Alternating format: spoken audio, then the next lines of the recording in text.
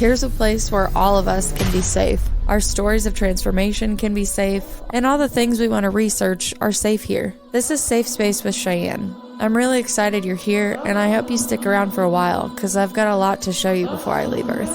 I love you guys. Hello, my safe friends. How are we all doing today? I have Becky Lee Blackburn, also known as Salt City Psychic, coming on to tell her origin story of coming out of the broom closet as a sensitive. We're going to start the story around 2016, but we're also going to pipe back to all the experiences she had before then that, you know, the spiritual world was just tapping at her like, hey, there's more, there's more. So definitely welcome Becky to the show. Hi, Becky. Hi, Cheyenne. How are you doing today? I'm so good, and I'm so excited for all of your stories. Not that anybody can see this right now, but in front of me, when I first met you, you gave me a well wrote out, like itemized timeline of basically your spiritual awakening over the last 7 years. And I love the documentation of it because I'm a documenter of my own experiences as well. But you have so much on this list that I really can't wait to not only get into the beginning of it, but the thick of it, of where you are now. So before we rewind back to 2014, 2016 area, what are you doing now, and what services are you offering around the Salt City area? Well, here in Hutchinson, Kansas, I run a little, I have my own little business going. I do Reiki. Holy Fire Reiki is actually what I specialize in. I'm a Holy Fire Reiki master now. I do Holy Fire Reiki, I do rune readings, and I also offer us mediumship services, intuitive services. I like to say that I like to empower people with my message, and what I give to them as give the clients like empowerment. People leave my business or leave my shop feeling better about themselves, feeling empowered. Oh, they have those aha moments, just that clarity. That's what I love about it. I feel like I'm following my path here and helping people empower themselves to begin their own spiritual journey, just as I did. So that's kind of my goal with the reading the runes and doing the Reiki and doing the mediumship services. It's just to help empower people. So That's kind of what I do.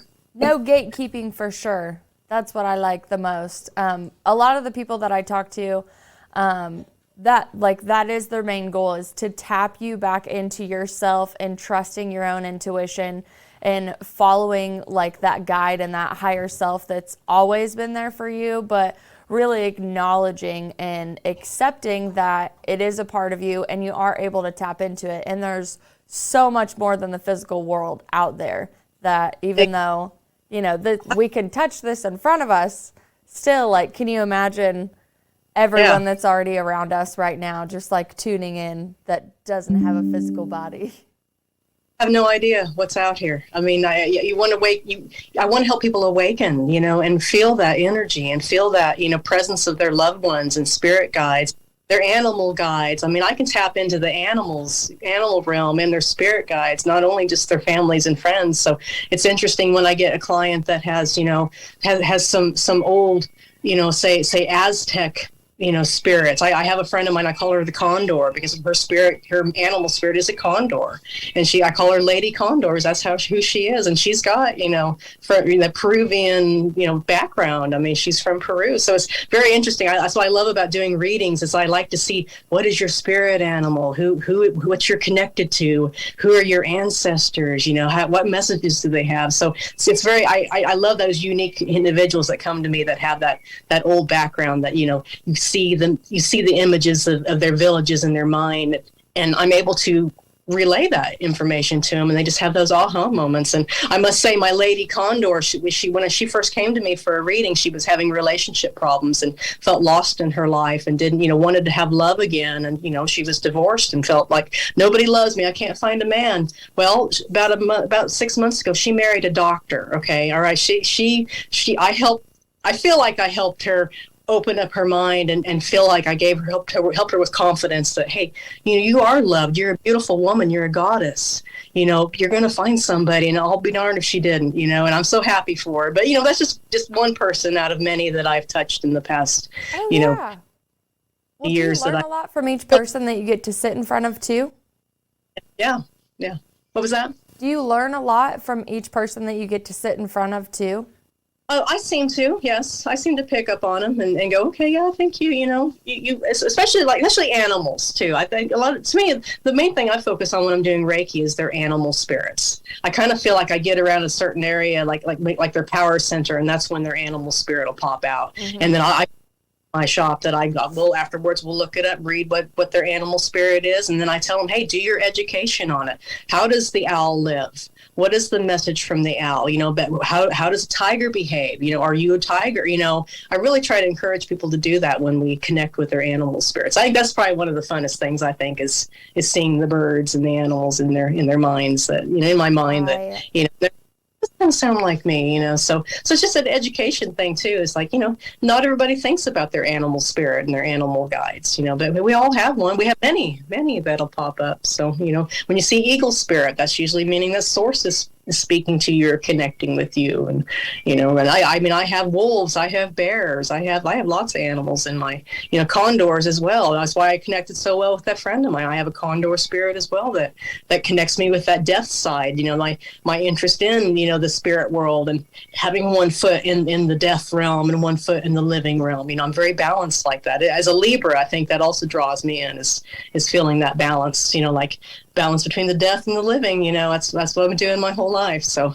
that's really kind of the main things. I try to empower people and bring up these things and say, hey, go home and do your homework. And you'd be surprised how I guess I'm so excited to see that. I fought with this so many times, like, I just want to go back in the shadows. I just want to just stop doing this. But every time help someone enlighten, help someone grow, I'm like, okay, I get sucked back in, like, okay, let's keep doing this. Mm-hmm. I feel happy that I'm helping people. I'm showing the way, showing the way that, hey, you don't have to hide in the closet your whole life. You need to come out, because spirit's going to keep tapping on you until you do, so Absolutely. It did it that's for sure. So before 2016, when you came out as a sensitive to, I prefer to call them clairsenses, just so people can go Google that term and see like what identifies with them.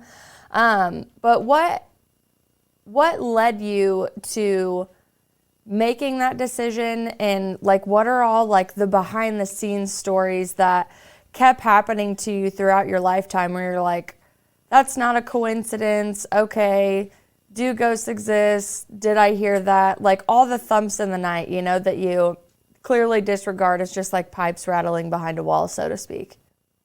Well, for me, my first experience with a spirit or with something was when I was probably about 6 or 7 years old. My dad passed away when I was 4.5. And, he was very spiritual. He was half Choctaw Indian, which I didn't find out about this till years ago. But anyway, my first experience, I remember laying in bed one night. I was like 6 or 7 years old. My family, we lived in Strasburg, Colorado. And like I said, my mom was a single mom. She had me and my brother. My brother's about 2.5 years younger than me.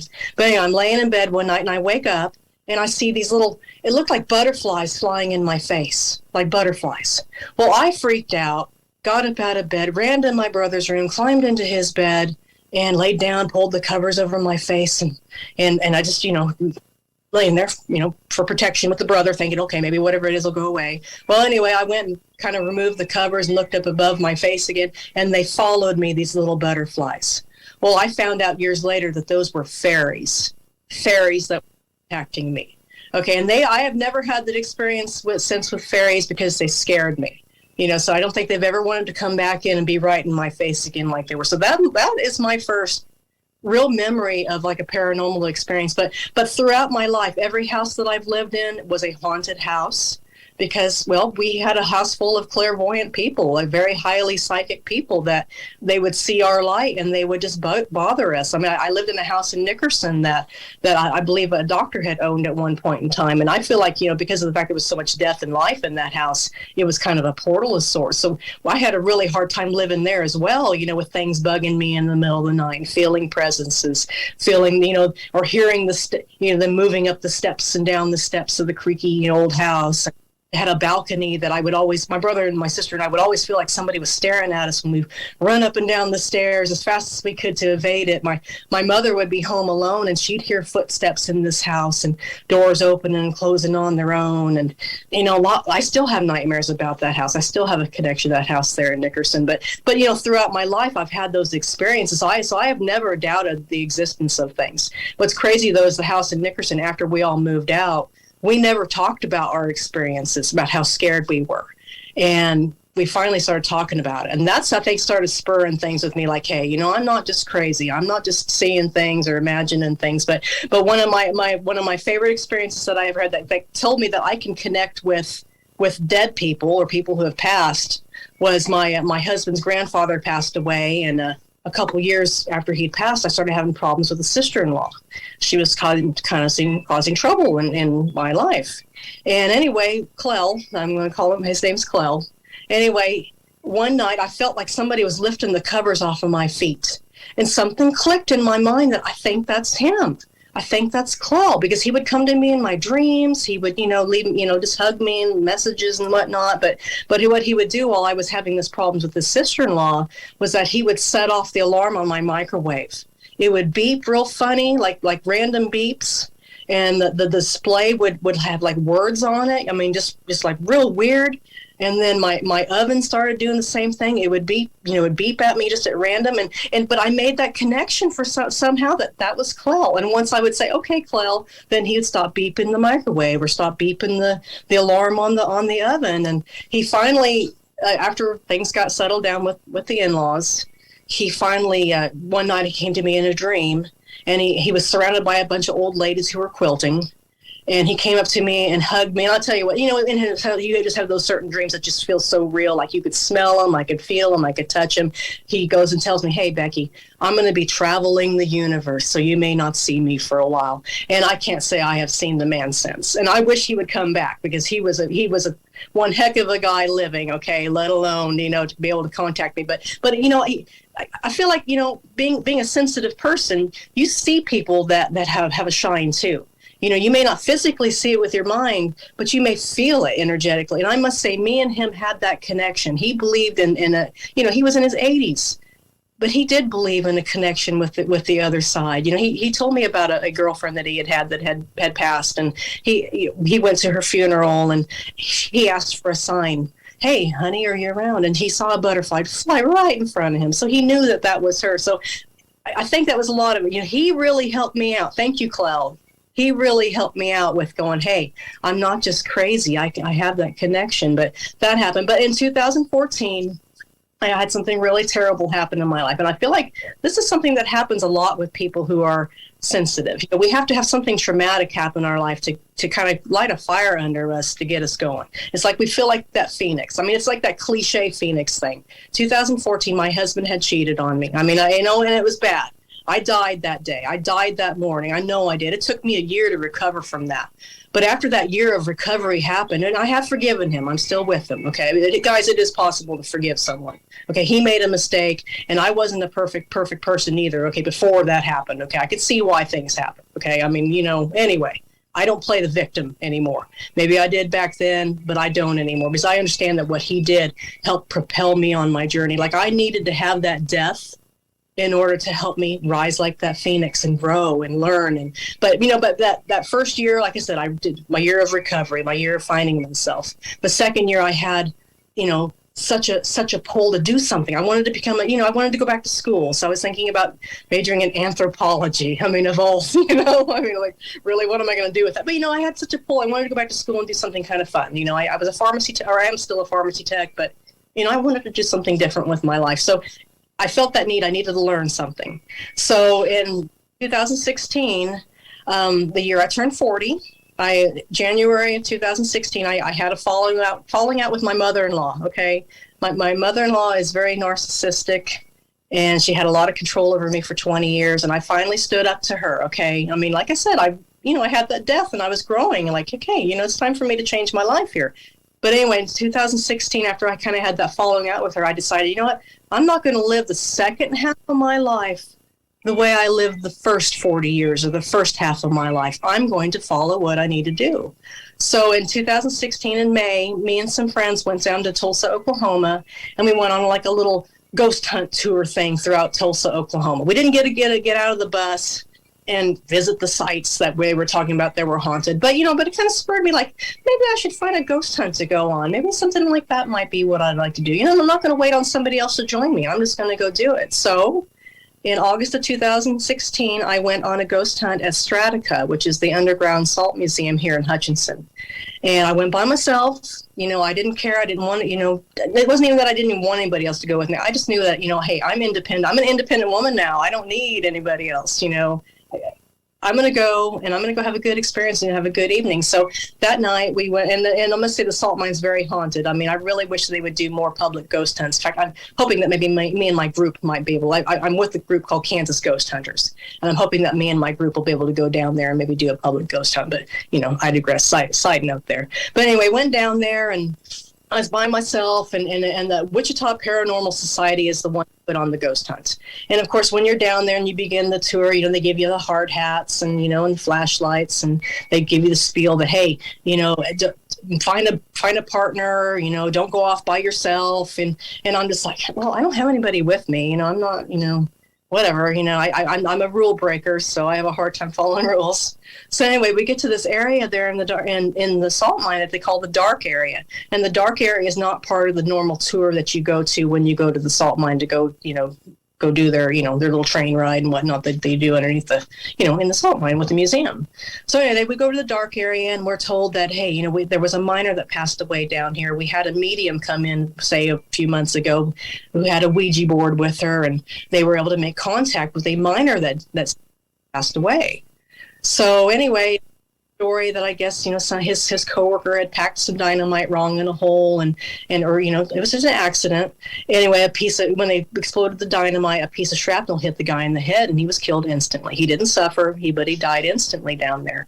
So anyway, they're telling me this story, and they're like, yeah, we feel him down here and whatnot. So we all kind of split off. And like I said, I was by myself, so I didn't have anybody with me. So I just kind of followed my feet into this area and kind of wandered off a little bit. And there's an area where it has some train tracks underneath there where they would have transported the salt. And I think logically as a ghost hunter, okay, I'm not all like everything's a ghost. I'm like, I think logically. I try to debunk. I try to think, okay, hey, there's been a lot of human activity here where these railroad tracks are. A lot of people have passed through this area of how many years, they used the salt mine before they, closed it down and made it a museum. So anyway, I'm standing there, and I have my little Samsung cell phone with me, and I'm like, okay, if there's anybody here, if there's a miner here, if you'd like to have your picture taken, got my phone out, I'm taking pictures. So I just kind of did a little panoramic snap all the way around, and, and whatever, I'm standing there. So next thing I'm standing there, and I'm good. All of a sudden I get cold, and I'm freezing, and I had a long sleeve jacket on, and I had the hard hat. So, I dressed very appropriately so I wouldn't get cold down there, because I get cold really easily, and I didn't want to get cold. So I'm standing there, and the gal from the Wichita Paranormal, she comes over, and she's like, because I was by myself and checking on me. Are you okay over here? Oh yeah, I'm just over here hanging out, and, but I'm feeling really cold, and she's like, and I was getting colder and colder the whole time she was talking to me. And she's like, well, can I put my hands by your butt and thigh area? And I said, yeah, sure, whatever. I don't care. She could, I was so cold. I was radiating cold. Like if you'd open up a refrigerator door and you had that blast of cold there, that's how cold I was. So that guy, that miner, he gave me a hug. He was hugging me like, hey, you noticed me. You talked to me. You took my picture. Because I did. When I got home and I started looking at all my pictures, I found one. There's a picture that he is standing there right in the middle of the picture with his lapel on, his hard hat. Everything. I took a picture of the miner, and I was so thrilled. So I went on from there. After they go into that Stratica, I was like, yeah, I'm hooked, man. Let's test my sensibility. Let's test my senses. Let's see if this is real. I really had started thinking at that point about writing a book about my paranormal experiences, whether or not I do it something that's public or if it's something that I just do for my family. I want to have that record for my future generation. Say, hey, this is where she started. This is where Grandma started with her ghost hunting. But I kept testing my senses out at different locations for probably about for almost 2 years, I believe it was. We're real close to 2 years I did that. But anyway, I've been to the next place I went to was the place up in Lucas. I'm sorry, it's the Garden of Eden in Lucas, Kansas. And the Garden of Eden, if anybody's been up there, is the place that's really weird. There's an old man. His name was Mr. Dinsmore. He made a bunch of concrete statues. He was like 80 some years old, climbing up and down on a ladder with concrete. And he made a bunch of statues. He was very anti-government, anti-labor. I mean, anti-doctor, lawyers, everything. He was very, but anyway, that's kind of the themes of his statues. He also did, of course, Adam and Eve, and a picture of the hand of the devil's hanging out there too in this Garden of Eden that he made. So he went up there, and this is where I captured my first EVP. Okay. What a tip for future ghost hunters. If you want to go ghost hunting, bring two recorders with you. Because when I was in the mine, I only had one recorder with me. And when I got home, my device didn't record anything. And I wish it would have, because I would have liked to have known if that man, the miner I caught a picture of and hugged me, if he would have said things to me. So I got smart about it. I brought two recorders with me. But anyway, we do the tour with it, and I caught a EVP of Mr. Dinsmore whistling at me because he loves blondes. I've got blonde hair, so he likes the ladies. But I was out in the wash house that he built for one of his wives, and it's got lots of big picture windows in it, so she could stand there while she was washing and watch her husband work. But she worried about it. He was in his 80s. He's climbing up on ladders, hauling up concrete, making statues. But she'd stay. But anyway, I'm standing there, and I had a dowsing fork with me, which a dowsing fork is a little different than dowsing rods. A dowsing fork is just kind of a one handheld device that you can use kind of like dowsing rods for answering yes and no questions. So I had the dowsing fork, I'd borrowed from the guy that, had hosted the ghost hunt there at the Garden of Eden. And I'm asking, the Mr. Dinsmore's wife questions, and the dowsing rod's moving back and forth for yes and no and whatnot. Well, anyway, I had my recorder going, and, I'm asking her questions. I'm like, okay, what's going on? Hey, did you love your husband? Blah, blah, blah, anyway, questions. So I get home, and I review my EVP footage, and that's where I found the whistle, Mr. Dinsmore whistling at me when I walked past his strawberry patch that he has. But anyway, the EVP from his wife says, "What do you want to talk about?" She asks me in this beautiful sentence, like Class A EVP, "What do you want to talk about?" I'm like, I was just blown away. Like, okay, this is the second location I went to. I've got evidence there, and I still have it recorded.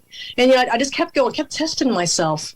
But I will say that as far as my birthplace as a psychic was at the Eldridge Hotel.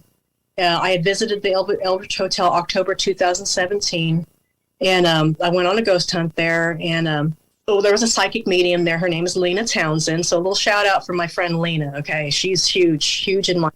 I mean, I wouldn't be where I'm at if it wasn't been for her.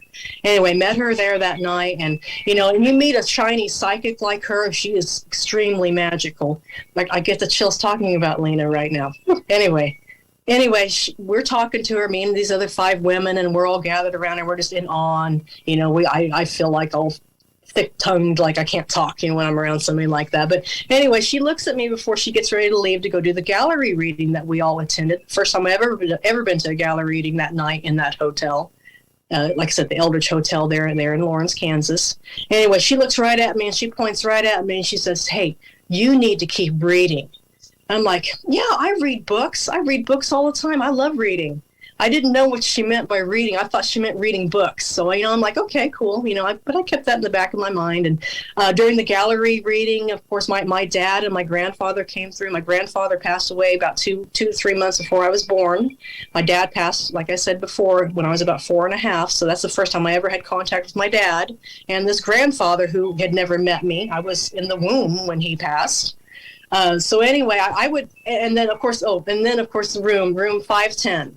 Okay, when I stayed at the Eldridge Hotel, the Eldridge Hotel is a very haunted location in Lawrence. It was built, the first time it was built was like in around 1850, 1855. It was kind of a meeting place for everybody that came to Lawrence, to settle in Lawrence as the pioneer days.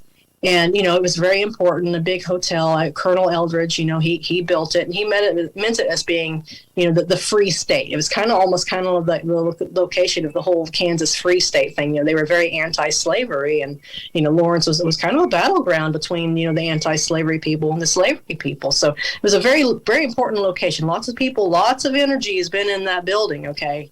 And it's been burned down twice. One time it was burned down by William Quantrill, the Quantrill Raiders, that when they came into Lawrence and burnt Lawrence down and killed a bunch of people, that hotel was targeted and burnt down. So, but Colonel Eldridge kept building. He kept building. He didn't give up. He wasn't going to quit. So anyway, there's a room there. It's room 506. And they call it the Colonel's Room. And they've had plenty of activity in this room. Like, they've had people report, like, the kid seeing an old man in the room. There was reporting of a guest one time that she was packing up her stuff to get ready to go, boxes and whatnot, and she was getting ready to leave 506, the room. And she'd pack her stuff and put the lid on the box, and she'd turn around, and then the box would be off. The lid would be off the box. And then she'd do it again, and they just over and over again. So she finally hollered at an employee at the hotel and said, "Hey, what's going on? Can you help me out with my boxes? The lids keep flying off." Like, really. And of course, the hotel worker's like, she didn't say, "Hey, it's haunted." Okay, and then I'm sure the Colonel's jacking with you, So. Yeah, but anyway, I stayed in room 510, which is right across the hall from room 506. 510 has never had any kind of activity reported in this room, okay? I mean, they've only reported activity in room 506 and downstairs in the Jayhawk room, as they call it. It's kind of a little bar area that's in the hotel. But anyway, I for the first time, I brought a little PSB7 spirit box with me. It's one of those spirit boxes that you hear on, like, the different ghost hunter channels. There were different ghost hunter shows that kind of makes that noise. It's really annoying, this constant, pulsing noise, this noise. Anyway, I put it on the table. And I do believe in bringing trigger objects, too. Another tip for future ghost hunters: bring some trigger objects with you when you go ghost hunting. Things like apples. I brought an apple. I brought a bell. It's actually called an elephant bell. And I brought that with me. And the elephant bell, it's got like little clovers on it. So anyway, elephant bell. Brought that. I brought like a pack of cigarettes with me because, everybody liked smoking. That was a big thing. We don't smoke anymore, but, back then everybody smoked. So I brought those things, set them up on the tables, put that spirit box down, and for about 45 minutes, I let that spirit box play. And I was wandering around the room with my little EVP thing called a Rook, and it was flashing, it was blinking like crazy. But I'm thinking logically again, like, hey, there's probably a lot of electrical conduit here. I'm sure there's probably that's what I'm picking up on. It's not spirits. There's nothing in this room. I won't hear any voices coming through this box. So anyway, I did that for about 45 minutes, asking questions and then all kinds of stuff. So anyway, after I got home from my experience there at the Eldridge Hotel, which was just amazing. Like I said, I call it the birthplace of me being a psychic. Anyway, got home, sat down, started going through my EVPs. And when I started, I started playing the recording from room 510. I, turned on the spirit box and I said basically, "Hello, Colonel, are you here?" And then I sat down in a chair just to kind of relax and focus and just kind of chill out for a little bit and relax. And all of a sudden, about 2 or 3 minutes into the recording, I get the name Frank Little. And it was really plain as day, Frank Little. And I'm like, who's Frank Little? I'm sitting here analyzing this. So I'm like, who's Frank Little? So I found out Frank Little. I actually got a hold of one of his relatives and said, "Hey, did Frank Little ever hang out at the Eldridge Hotel?" And his relative was like, "No, he would have never went to the Eldridge Hotel. He was very anti-rich folks. He was more a part of the common man, So it was kind of interesting to find out. But the name, that name came up. And then as you go on and on throughout this recording, you hear them cussing. I mean, there's sex, drugs, and rock and roll going in that room. They're talking about the apple that I brought. And just beautiful, plain as day, record, messages that through this spirit box. And, how many times I watched like Ghost Adventures, and you watch those shows and they'll like maybe have like 1 or 2 little EVPs like "get out" or, "I'm evil" or "you're going to die." You never heard any intelligent, sentences that are being told. So I'm like, what's going on here? I mean, I've never have seen anybody or never have heard these kind of messages coming through on a TV show. It's like, I can't believe they base a whole show off, over "get out," But anyway, I keep going on and on, and they're mentioning my name. They one of them actually says, "We know Sarah. My sister's name is Sarah." You go through that. Like I said, they're having sex in the room, and they're one of them, I was wearing boots and jeans, okay, that evening. And there's one of the guys that says, "Don't wear jeans, blonde." Again, my hair is blonde, so they were talking to me. The other guy says, "None of your business. You're a guy, So the friend was going, hey, don't get after her for wearing jeans and boots, I mean, it was intelligence, like intelligent responses, but the whole time I'm in the room, I'm not thinking it's even working. But I did bring chocolate with me, so they're talking about the chocolate that I brought. There's, they're mentioning names and different dialects from all different eras of Kansas, between the old Southern accents to modern day stuff, and there was a little girl that her dad's like in the recording that says, hey, honey, do some dishes, you need to get the dishes done. And like, okay, Dad, I mean, it just goes on and on and on. And I could hear somebody getting shot. And he said it was an accident. That's another thing too, that, there was a pop, like you could hear a pop, like a faint noise of a gun going off. And this guy even says, help, I shot myself. I mean, there's one that says, like I said, the sex thing. One of the recordings said, after sex. And this girl goes, what?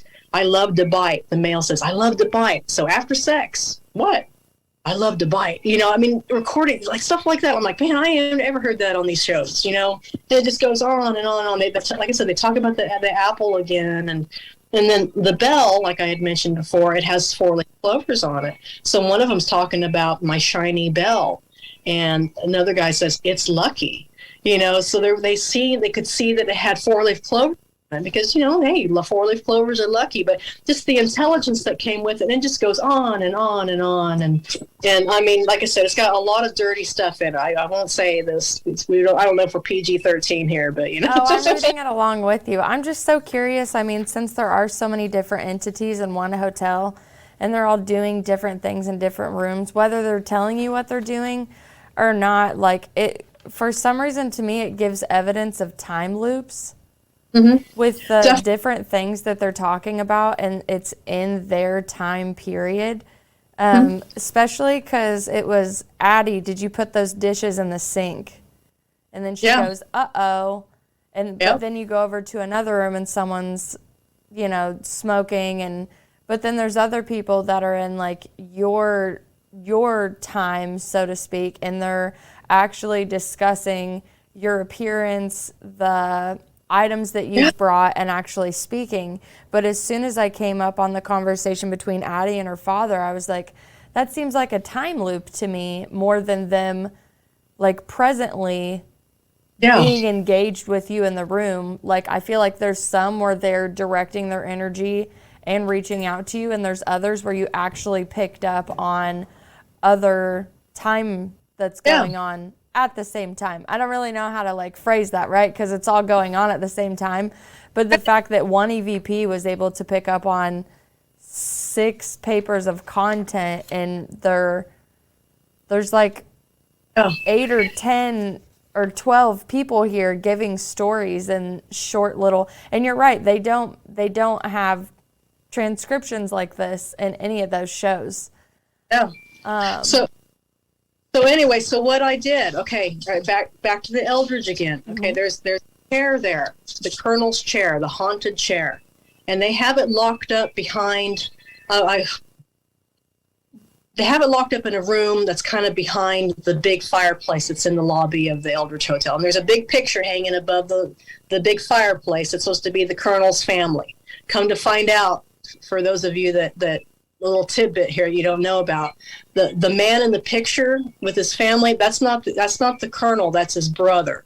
The Colonel was out of town at the time, so his brother substituted himself in the picture. Just little trivia there for the Eldridge Hotel for those of you that would like to know that.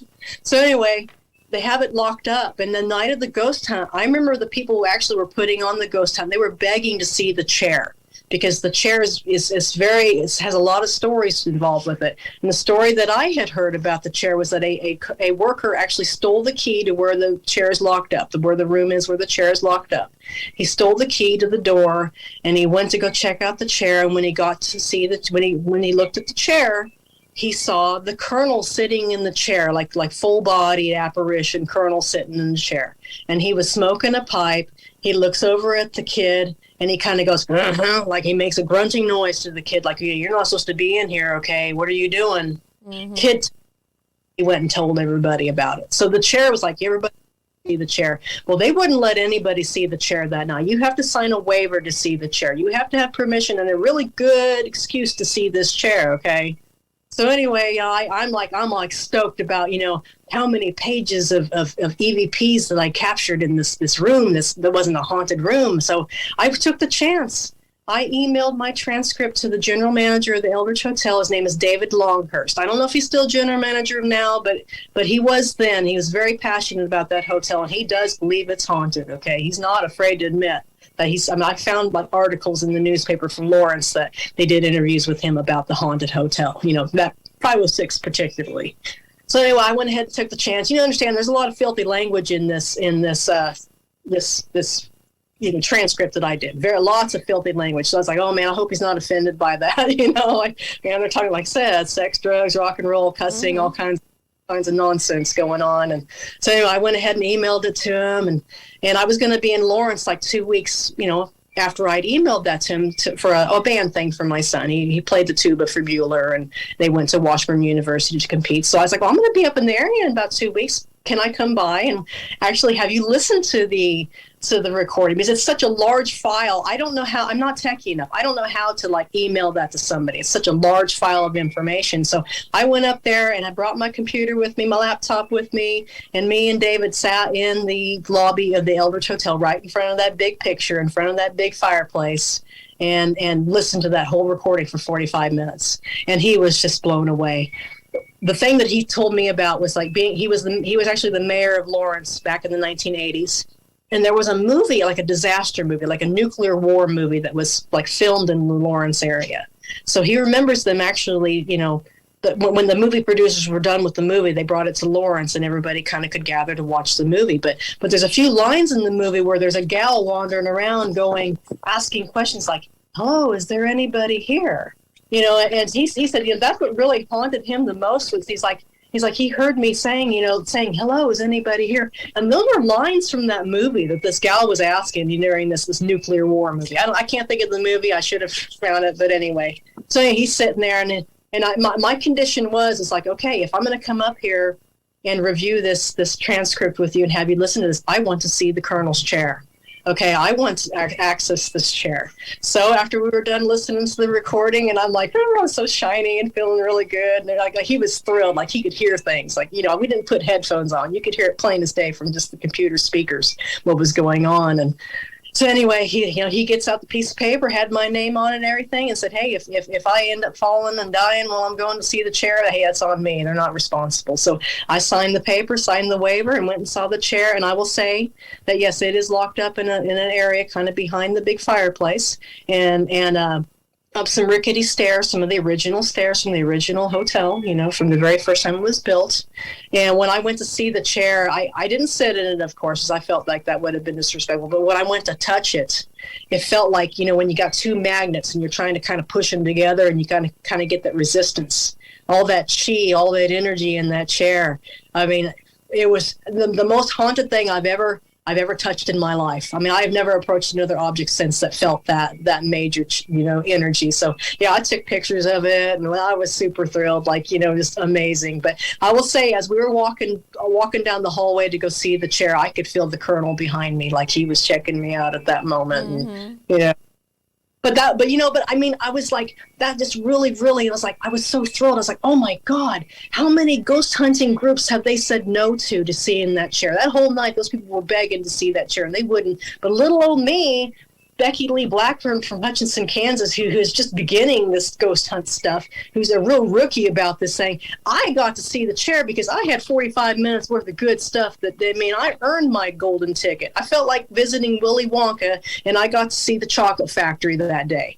Yeah, oh yeah, it just propelled me. It did. I mean, that's why I said I feel like the Eldridge Hotel was my birthplace as a psychic. Lena said, hey, you need to keep reading. I had the 510, that transcript, going and seeing the chair. So, I mean, that's what really convinced me that, hey, I'm not crazy. I'm not just a sensitive. There's something special about me, So anyway, I followed Lena's advice. And when she said, hey, you need to keep reading, I started thinking about it. And I fortunately was able to find Connie Byers from the New Age Center down in Derby.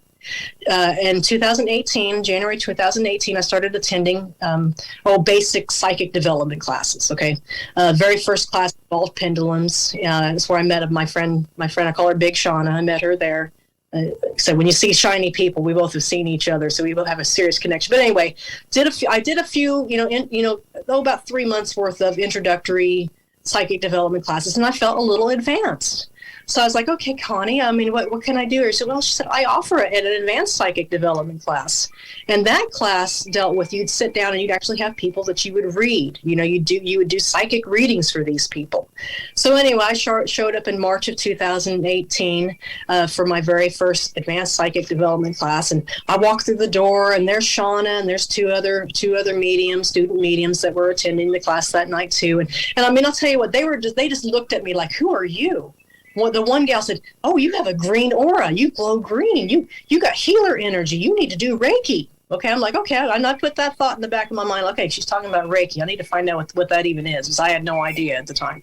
So anyway, she says that, but I was standing there and I'm going, okay, guys, we're getting ready to have people come in, customers come in. I'm like, what do I do? I don't know what to do. And they were like, well, if something pops in your mind, just say it, okay? If something doesn't seem like it's your, and I'm like, okay, so that's what I do to read people. If something pops in my mind, I just say it. I mean, I was like, this isn't very helpful.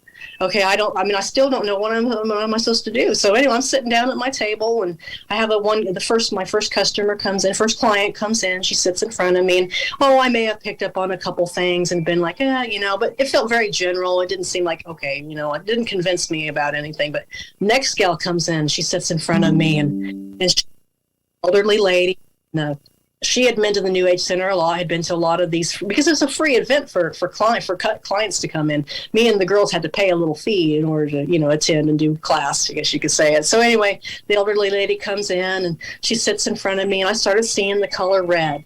And that's what I said. I close my eyes when I'm doing readings. So I see like a motion picture. I see words. I see pictures. I see, movie. I mean, it's very, very visual in my mind when I close my eyes. So I'm sitting there and I'm seeing the color red. I see a red baseball cap. But, the thing was, I'm seeing the color red. And I open up my eyes and I look at her and I'm like, oh, is this anything? And she's like, you've been talking about red, haven't you? I said, well, yeah, I've been talking about red for like 5 minutes now. Well, I put my dog down today, and her name was Red. And I'm like, whoa, her name was Red. Okay. I said, okay, well, don't tell me what kind of dog you have. Let me figure this out. So I went on to find out that she had a Yorkshire Terrier, and that apparently it had bad hips. I didn't know she had bad hips, because the vision I'm seeing of the dog, she's running around just fine, happy and healthy and begging for treats and chasing after cars, doing the things that she did when she was alive and happy and healthy. But the gal had put her dog down that day. Apparently she had bad hips and couldn't hardly walk. And she's like, I hated to do it, but I needed to do it. She was suffering. And she said that the older lady was like, I was really debating on whether or not I was going to come to this class tonight. But something told me, hey, you need to go to the New Age Center tonight and have a reading done. And I gave her that information. And the joy I felt and the joy I picked up off of her, I ain't never felt joy like that before in my life. My whole life, 40-some years of living, I'd never felt joyful like that. But I kid you not, I was seeing sparks flying around me that night like fireworks. Like where my spirit guides and people are saying, hey, dummy, this is what we meant by a reading. This is what you need to be doing. So at that point on, I went and found me a mentor. I work with psychic Cynthia Killian. She's another wonderful medium from Wichita. I love her because she's very tough love with me. I mean, I love her brutal honesty. She's helped guide me. I of course started taking Reiki. I did my first Reiki attunement was with Carla from Carla from Moonstone. I did that. I did my Reiki back in 2018, and then I started working with Jennifer Smith or Scritchfield from Psyche and Soul. I worked with her during 2020. So 2020, summer 2020, I didn't sit around the house going, oh my God, it's the end of the world. No, I went and did some work and did some growth and got over a lot of anger issues that I had. That's what Reiki helped for me, was anger issues. I'm not the angry person I was before. And then after that, then I did my Holy Fire master, Reiki with a gal from Arc City. Her name is Kirsten DeSantos. So I've kind of been attuned like 3 different times with Reiki, but found that, did that, and then I started doing readings. and it was because I was really being encouraged by people to do that. And finally I started doing some, doing readings down at a friend's shop here in Hutchinson. And then back in February last year, I finally got my own place. And I've been been very busy and very successful doing my reading, doing regular readings and Reiki, and then as well as the rune readings. But I love runes. I don't read tarot. I do rune readings. Psychic Cynthia is the one that introduced me to the runes because, like I said, she detected I was a little angry during our first mentorship phone call in 2019, January of 2019. And she introduced me to the runes, and she introduced me to the runes for a practical purpose. Okay, I start reading them for divination. Like I said, she detected I was a little angry. Well, me and my husband had been fighting a lot, and we had been fighting a lot for years. Like there's always been this anger, conflict issue between me and him. I mean. So anyway, she's like, I want to introduce you to Thorisage and Alhaj. These are two very protective runes that help get rid of things that you don't need more in your life. She detected something really ugly was attached to my husband that was causing conflict between me and him. And being the energetic being that I am, I was just feeling this thing that was attached to him. I mean, he loved this thing, loved that anger, loved that negativity and that fire and that rage that I was giving it all the time. So for about 3 weeks, I worked with Thorisage, which is Thor's hammer. And anytime, like Cynthia said, anytime you feel that fight coming on, I want you to just kind of chant that rune in your mind. And I did it. I followed her instructions. I was like, if I'm going to pay all this money for mentorship, I'm not sure as heck's going to do what I'm told to do my homework. Okay. I mean, you don't mess around, I'm trying to grow as a psychic here. So anyway, for about 3 weeks, I used Thorisage, and my husband still doesn't know about this. So if you listen to the recording, I guess he'll find out. But anyway, I told lots of people this story. But anyway, I used Thorisage. And about 3 weeks into it, I get home on a Friday night, and I'm laying in bed, and I'm either reading or watching Netflix. I just remember the lights were on, and I was totally conscious, and I heard a loud crash in one of the rooms in my house. And I was like, I'm not going to get up and react to that. I'm not going to go find out what that loud, scary crash was, okay? I'm just going to just let it go. Just let it go. My son, his bedroom was right next to the room, which was my daughter's room at the time, which my daughter wasn't living at home because she went to WSU and hadn't been home for 9 months. So nobody was in the room where the loud crash came from. So he didn't get up and react either. And if you would ask him to this day, hey, would you have gotten up and checked that out? He's like, no, I don't care if you would have given me $1 million. I was not going to find out what that noise was. Okay, it was that scary to him too. So anyway, we both just didn't react. Okay. All right, next day, I kind of forgot about it. I don't know how, but I forgot about it. I go into the room where my daughter used to live, like I said, I was very emotional every time I'd open up that door going, oh my God, she's gone, So anyway, I kept my vacuum cleaner in her closet. And when I opened up that door where that vacuum is, she had a big Bratz airplane, a big plastic doll airplane that she would play with when she was younger. And it was sitting high up on a shelf. She hadn't touched it in years. Nobody had moved it. But something had knocked it off that top shelf, and it was smashed to pieces all over the floor of that closet where I keep that vacuum. It hit the vacuum handle, and it busted. So whatever it was that caused the plane crash, it was force. If somebody would have been standing there, it probably would have knocked you out. It would at least give you a goose egg on your head or, something, terrible. So anyway, I got mad. I'm like, okay, whoever you are, this is the last time you're doing this. So what did I do? I followed what Psychic Cynthia told me to do. You need to draw that rune on a piece of paper. So I did that, and I put it on the door, stuck it on the door of the closet, and I saged the closet and threw Thorisage and Alhaj at it, I didn't know what I was doing. I was just throwing energy at it. And so anyway, then of course I cleaned up the mess, got my vacuum out, and, cleaned my house. But I'll say about two or 3 days later, I get home from work, and I opened up the door, and my house felt different. It felt lighter. It felt brighter. It felt like I could breathe. Even the lights in the house seemed brighter. Everything. Whatever it was that I had been battling with my husband, it finally left. And I knew it was because of those runes. I knew it. I knew it was because I used Thor's hammer to get rid of what wasn't needed in my house anymore. And like I said, my husband and I are still together. We are.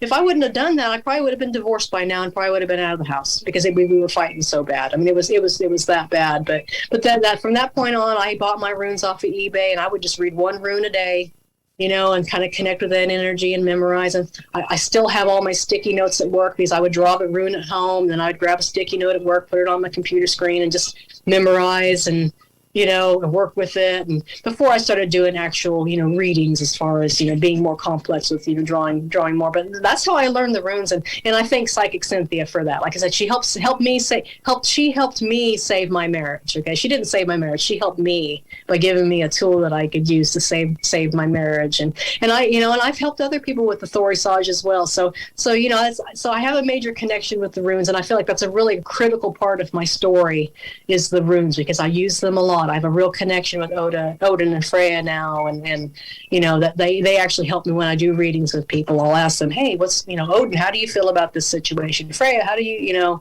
So I do a lot of that too with the runes. So that was a part of my journey too, was finding an outlet for this energy that I have. I have so much excessive energy in me that I need to have some kind of creative outlet to help here. This is what you need to do. So that's kind of what I do with the runes. So that's kind of part of my story as well, is connecting with that. I love the runes. It's one of those empowerment things that I do as well with that. So, but I yeah. have a friend who just got runes. I think his wife bought them for him last Christmas, because he also works with Odin as well. And he's like, every day since he's got them, he reads one every day, and he'll call me and he'll be like, you're never gonna guess what my runes said today. And they're always accurately on point with everything that's going on or something that's like about to happen that day. But he said they're always on point. I do not have them in my collection yet, but I do want them because I've done a lot of research on them, and they're fascinating. So I love the beginner stories that you have connected to it, but also how you've been able to train yourself and use your direct experience as to why you continue to dive deeper in them, and then ultimately give runes readings, which I think are just mystical. And I didn't know any of this stuff. I mean, really, even when I began my journey, I didn't know anything about chakras. Right? I think I even called them a different name. So I mean, I just feel like it's kind of like when I became a pharmacy technician. I didn't know anything about drugs. I couldn't have told you ibuprofen from Tylenol. It's the same thing with this psychic journey. It's just I've had that need to educate myself, to learn something new that was going to benefit me. And I still keep reading. I still keep educating. I just recently signed up for a course through a guy called the Thunder Wizard. He's off of YouTube, to become a 9-world rune reader, like a certification process where I'll become certified as a 9-world rune reader, which is even more complex, reading for a client that can really delve deep into more specifics in their life. So I keep educating myself with this. I just feel like you never stop learning. I mean, so it's just like the Reiki. I mean, I've had 3 different Reiki masters that I've been in contact with, and all 3 of them have been critical pieces in me helping me learn how to do Reiki. And now I love doing Reiki for clients. I mean, I love empowering people, and that's one of the techniques that I can use to help empower somebody and help clear their mind and help them out. I just recently had a Reiki client who had gastric bypass surgery done back in December, and she had a really bad time with her surgery. I mean, things were not good, and she really lost a lot of hope. Like, gosh, I mean, I'm trying to lose weight here, and this ain't even working right. So she came and seen me back in January, and what happened was, we did her session, and she went home, and the next morning she woke up like at 5 o'clock in the morning, she tells me. And then she said, I have never been one to wake up at 5 o'clock in the morning. I mean, I will sleep in to the last minute to get up and go to work. I do not get up early. I can relate. I'm the same kind of person. So anyway, she tells me, but, she got up early, and she's like, well, I had this exercise bike at home. I'm going to go ahead and use my exercise bike. I'm getting up earlier. I've got time to exercise now. So during that period of time, before I seen her about 3.5 weeks from that first Reiki session, she lost 46 pounds because she was getting up early at 5 o'clock in the morning and realizing she had extra time to get up and exercise and do her bike riding. And the more weight she'd lose, the more motivated she was. And she said, Becky, Reiki helped me. I would have never done this if I wouldn't have came and seen you.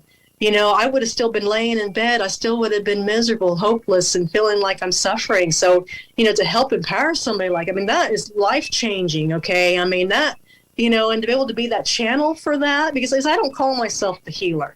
I call myself the channel, the conduit for that energy. It goes in through me, out through my hands, and into my client, and then they take over and they heal themselves. So I feel honored to be I don't know, to be connected with that source. I've never felt worthy of it. Like, oh, I'm a bad person. I've done lots of bad things in my life. I can't believe I'm honored, I don't, it's just kind of crazy when you think like that. Like, of course we're all, we all make mistakes. We all got to learn to forgive, and Reiki's definitely helps you with that. I mean, I will, totally will vouch for Reiki, that it's changed my life. I'm not the angry person that I used to be.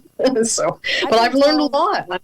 I still keep growing. I still keep learning. And I feel like that's kind of my message to everybody. It's like, hey, if you feel that energetic pull to do something, spirit is going to keep knocking you on the head until you finally do come out of that broom closet. Because how many people I've empowered since I came out of the broom closet is evidence for me. And there's a lot of them that have come out of the broom closet that now have little businesses going on now. That if they wouldn't have met me and I wouldn't have crossed paths and been that way shower, they'd still be sitting there struggling and not knowing who they are and where they want to go and what they want to be. So it's a lot to handle. And then, I never felt worthy of that, so. But now I accept it. Like, okay, this is my mission. This is what I need to do. And eventually, I want to go full time with my Reiki and my psychic business. But for now, I kind of like the comfortable. It's not a chore for me. Okay, I think if it becomes a chore, that's when I'll probably would step back. But right now, I'm having fun with it, and love sharing stories, love going ghost hunting. I still do the ghost hunting, which I know I shouldn't call it ghost hunting, but paranormal investigations. I still do that. My group is, like I said, it's called the Kansas Ghost Hunters. They do have a Facebook page. We're supposed to be going to the Garnett Hotel or Garnett House Hotel. It's in Garnett, Kansas. And that's going to be here in April. And it's a very haunted hotel. But some famous people have actually stayed the night in that hotel, like Buffalo Bill Cody, Wild Bill Hickok, Pat Garrett, people from Dodge City. There's, Harry Houdini stayed in that hotel. So I can't wait to feel the energy, the life that was in that hotel, and see if I can't pick up on some of these characters or sense any earthbounds and help them out as well, because that is part of my mission as a medium. I don't just go ghost hunting for entertainment purposes.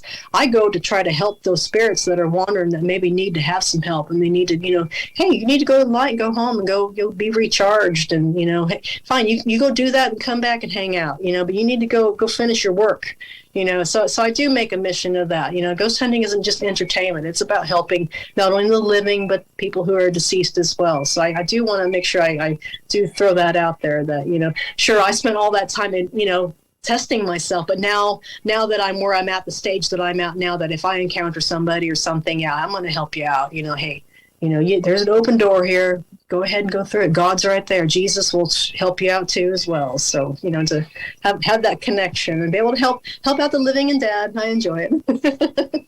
I love your story. Thank you. I love the continuing education. That's probably my favorite part about it too, because I don't ever really remember liking school as much, or even the curriculum that they would give us. And then when I was able to come into my awakening, I was like, I am so hungry for all of this knowledge. And I wrote down a list of all the classes and the certifications and all the people that I wanted to train and work with. And Jennifer Smith, she's my Reiki master now. She's the person that I received my first attunement from. But I heard about Reiki, I think it was 2011. That was the first time that I had ever heard about it in my life. And I was just so interested in it, not as being a practitioner, but just studying it, its origins, how it works, all of that. So being able to be with Jennifer, I'm having a lot of past memories come up where I'm like, oh yeah, wow, I'm actually putting that into play now. Oh, that makes more sense. And embodying the practice instead of just studying it has been one of my favorite things to experience in her class. And outside of it, I guess I would say. But I would just say for any beginner, anything, whether it's coming into clair's senses, ghost hunting, crystals, anything on the spiritual, one of the best forms of advice that I got was to just go ahead and look into Reiki, because once you tap into the spiritual, you realize the energy is everything. It's all around us. It is you. It's everything. So why not go get some training, whether you're going to be an energy healer or not, just to understand how to transmute it, whether it's positive or negative, how to use your creativity properly, how to, if you're in a bad mood, if you're going to a more dense negative space, how to protect yourself. And like you've been attuned 3 different times. I think you'll continue to find certifications that you want to go and you can be attuned again. There's no limit on how many people that you can work with. And I think that's the best part, is you do continuously grow and you get to add to your bag of tricks to then go help people that are, at whatever phase of their awakening that they are. There's definitely no doubt that there is a huge awakening in human consciousness happening at like a grand scale. And I think that's why a lot of people like link up and they're like, hey, this is what I've learned. This is what I've learned. Like, let's compare notes really quick and get back out on the battlefield. Because when Michelle, when she told me there, like I said, that first night I went to the New Age Center, and she looks at me, man, you glow green. I don't see auras very often, but you are bright emerald green. You're a healer. You need to do Reiki. I mean, I picked up on that, and I was like, okay, I'm going to put that in the back of my mind. Like, I need to do Reiki. I don't know what it is, but she sees me growing. I mean, I'm a healer. There's something about me. I paid attention to that. But, I definitely was like, okay, I need to do that. And I'm glad I did, because Reiki helped me with my anger issues. I had severe anger issues. I had something attached to me. It was a grandmother of mine that was attached to me from way back when I was a baby, that had made me a very ragey person, made me somebody who had a hard time accepting love. And after Jennifer, yes, thank you, Jennifer Smith. Shout out to her. I love her.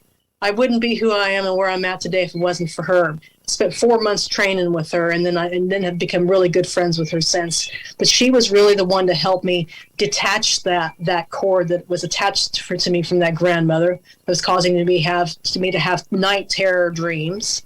You know what? But before Jennifer did this shamanic ceremony with her service on me, I came to class one night, and I was feeling real grumpy and feeling real negative. And Jennifer just kind of looks at me. She said, yeah, I think it's time. Guys, we're not going to do regular class tonight. We're going to help Becky out.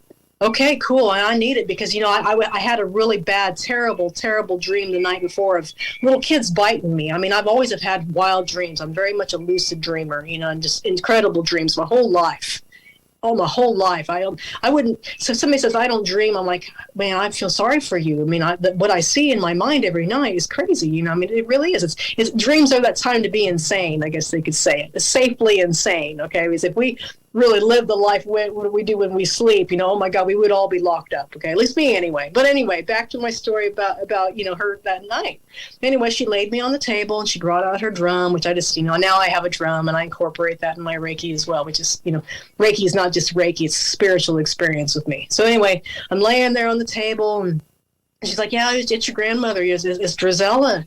She did something to you when you were a baby. And my mother had told me a couple years ago, before that happened, that she caught my grandmother doing something to me. And my mother told me, Becky, I will never tell you what she did because it was that bad. But why my mother even told me that, I wish she wouldn't even have, because, here in the back of my mind is like, what did my grandmother do to me?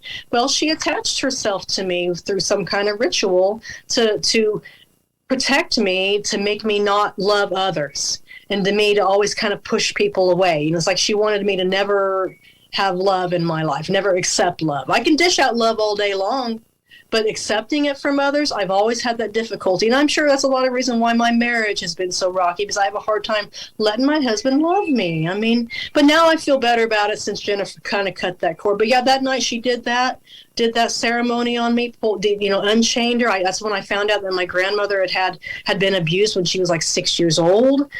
So she held this resentment against men from the age of 6.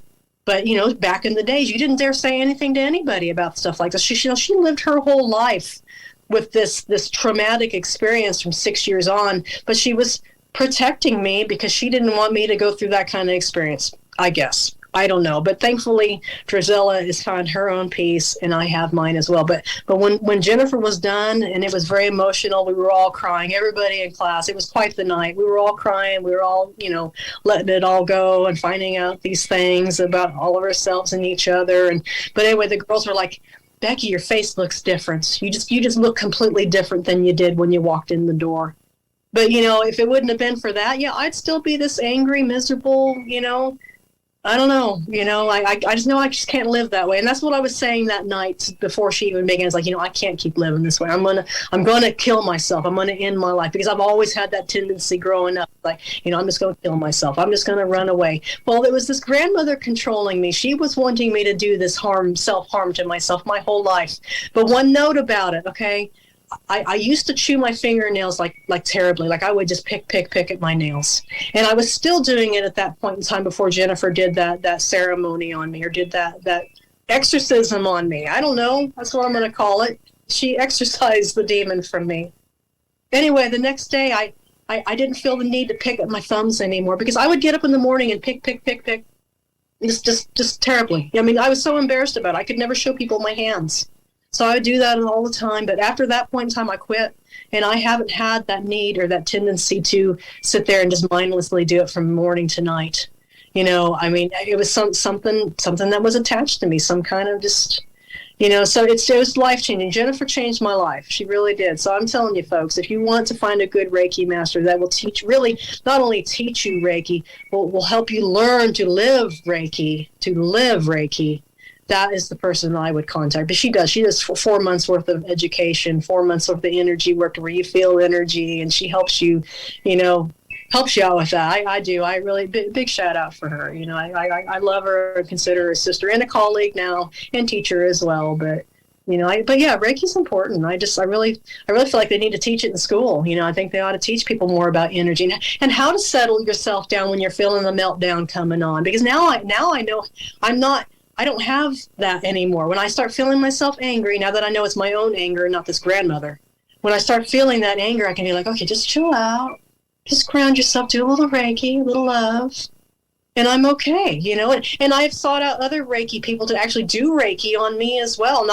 Sure, you can do self Reiki all the time, but you need to find other people that can let you relax and let them do it as well. So I'm learning to surrender myself and learning to hey, I'm so independent, I don't need anybody. No, I do need other people to help me out with helping manage this wild, crazy energy of mine. Because I'm like a tornado, I'm telling you.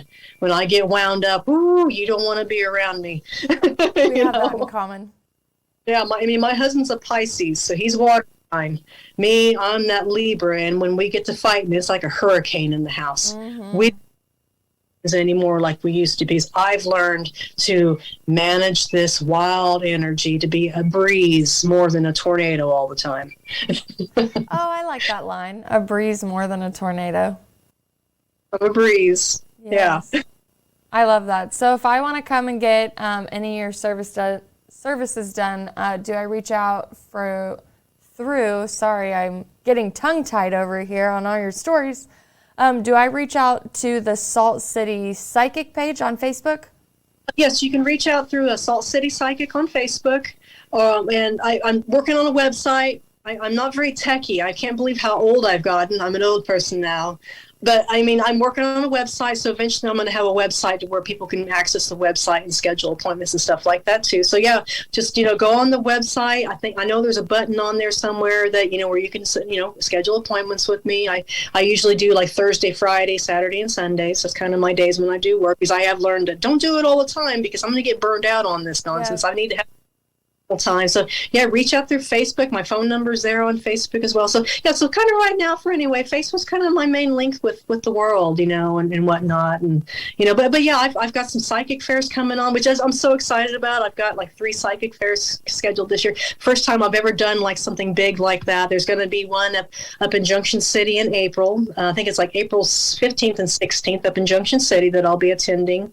I also have 2 others. One other was in Eureka Springs. It'll be in June. So I'm gonna be driving out of state, man, like Eureka Springs, Arkansas, which I've never been there before. I know I'm gonna go visit that big hotel, that one there that I forget what they call it. But anyway, the big hotel there in Eureka Springs is supposed to be so definitely going to go check that place out and say, okay, how haunted are you? Let's see if anybody wants to say hello, Mm-hmm. And then there'll be one up in Kansas City that I'll be doing in July. So, yeah, I'm going to be busy doing that. And then I've got my daughter getting married in October, and she's going to be getting married at the Stanley Hotel. I've never been to Stanley Hotel, but that's a super haunted location. Her and her soon-to-be husband's going to be staying in the Grant's room. I don't know, I guess he's a ghost hunter or something. I don't really watch those shows anymore, but he's a ghost hunter. And he stayed there one night, had some really amazing activity in this room. They're going to be staying in that room for like 3 or 4 days. So I'm like, I'm bringing my ghost hunting equipment, honey, and we're going to check out your room, Michelle. I love it so much. Honey, I'm bringing my ghost hunting equipment to your wedding. Your wedding. Me. We're going to catch EVPs. Don't mind your wedding. Oh my gosh, I love it so much. I love all your stories. I definitely want you to come back on and teach a runes episode with a little bit of like beginner psychic medium stuff, whatever you're comfortable with sharing with us. You have a great way of telling stories that I really, really enjoy. And I haven't even scratched the surface with my ghost hunting stories, because I've got so many. No, you have a list back here. I'm not going to list all of them off, but just so we can keep it going. Midland Railroad Hotel, Reno County Museum, oh my gosh, Fox Theater, Grand Brown Theater, Cedar Creek Cemetery, Stoll Cemetery, Fun Valley. Oh my gosh, there's so many. The psychiatric museum, I think, would give me nightmares. The Alexander School in Alexander, Kansas. They don't take ghost hunts anymore at that place, but that was a fascinating place to go to. Let's see, Fort Harker, a place in Loring, up in Kansas City, or not, sorry, Kannapolis. Fort Harker is in Kannapolis. Of course, the salt mine, Cahokia Mounds. Oh my gosh, that's in Illinois. That was a fascinating location. There's a bunch of these mounds that these Mississippian tribes. So say about 1,000 years ago, they built these gigantic mounds, like Aztec mounds, that are local to America. And there's several. They've got mortuary mounds, and they have the burial mounds. And my family, and okay, I will end with one last story because I think this one's fascinating. Okay, one more. All right, one more. Okay, I stayed at a place called the Indian Mound Motel. The Indian Mound Motel is located in East St. Louis, Illinois. So it's like the east part of Mississippi River, St. Louis, and there's East St. Louis. And the motel was built on the site of an Indian mound, okay? And the Indian mound is called Wilson Mound. All right, and this motel was built back in like the 1950s, and they call it a hot sheets motel. A hot sheets motel means that you could rent like a room for 15 minutes. So you could go rent a room for 15 minutes and do your drugs, have sex with your prostitute, whatever they wanted to do for 15 minutes. They were able to rent these rooms for 15-minute increments. But anyway, what they did is they removed a mound to build this motel on where this mound was located, this Wilson Mound. When they opened up the mound, they found 200 people buried in this mound. They went ahead and built the motel there anyway, where the mound is. Oh my gosh. Story. Okay, my husband, son, and I, we went on a it's called the Hot Rod Power Tour. I'm a big car nerd just as much as I am a ghost hunting nerd. I've got too many hobbies, too much going on.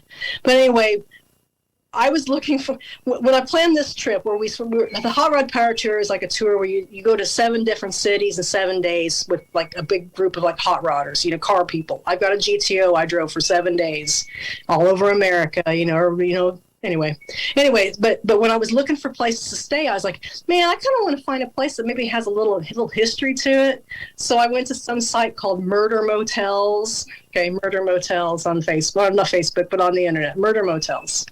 And I found the one that's called Indian Mound Motel. And it's a site that people have been killed outside of the motel because it's, like I said, East St. Louis is pretty rough, okay? It's kind of scary, all right? I mean, there I'm bringing my car and I'm praying that nobody steals it in the middle of the night, which thank God that didn't happen. But anyway, we get to the Indian Mound Motel.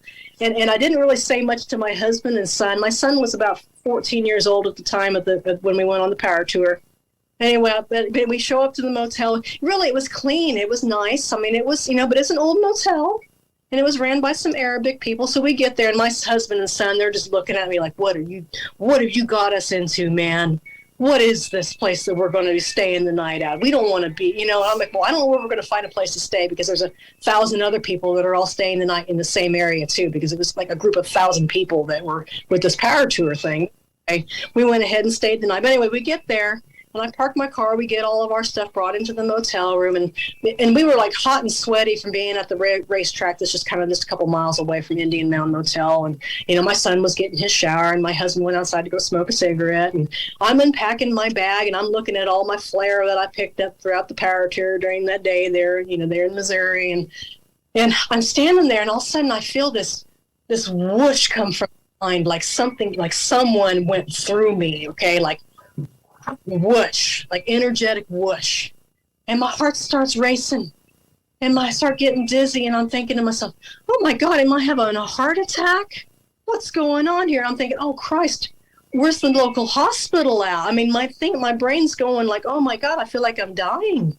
Well, one of those Indians that was buried in that where that mound was, came to pay me a visit. Like, I don't know if it was a friendly visit, didn't feel very friendly to me. So anyway, I'm standing there, and I didn't say anything to my husband and son. I finally recovered, and Brian came out of the shower, and he was done. And my husband come in, but I will say my mood changed. Like, I became really angry. Like, whoa, I mean, I do not want to be here. I'm angry. Let's go get some food.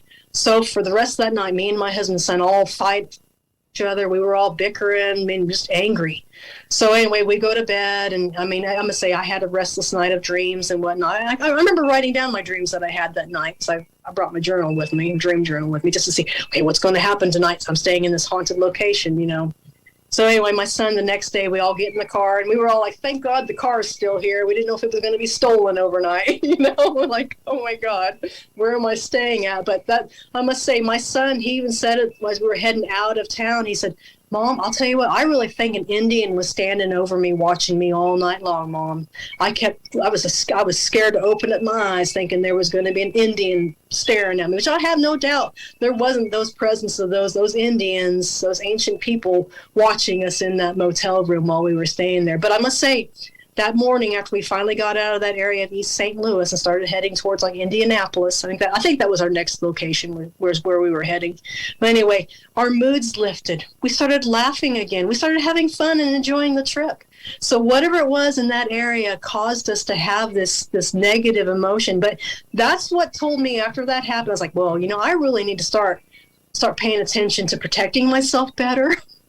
And not putting myself in those positions, and not putting my family in that as well.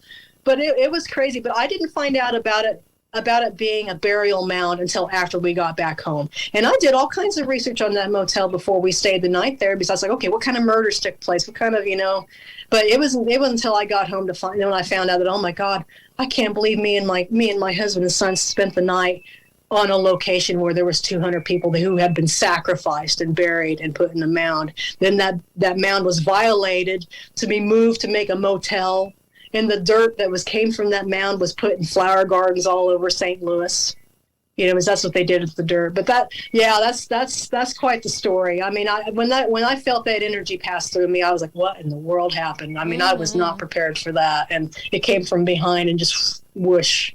Oh my! And in my heart, I was like, "Oh my God, where's the hospital at?" Right. As they say, direct experience is our best teacher. Exactly. Yes. Yeah. Yes. So I don't know. I would love to see the Cahokia Mounds, but I don't know if I'd stay at the Indian Mound Motel again. Right. There's your travel review from the Salt City Psychic. Becky, thank you again so much for coming on the show, and I really hope you come back to teach us some more and tell us more of your ghost hunting stories. Absolutely. I love it. I do. It's my favorite thing, guys. I could just quit work and just travel and ghost hunt. If somebody would like to sponsor me, okay?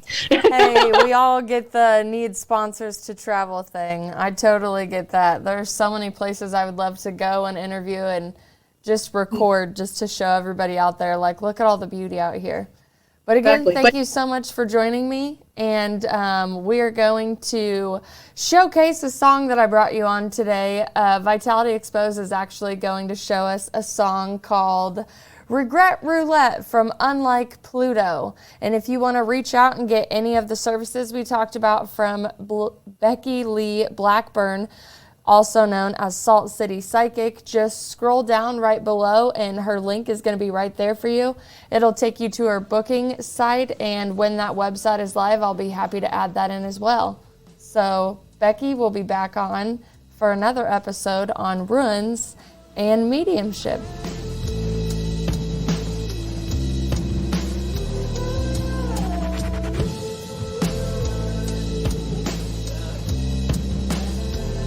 This is the Hoosier Media Network, your home for podcasting.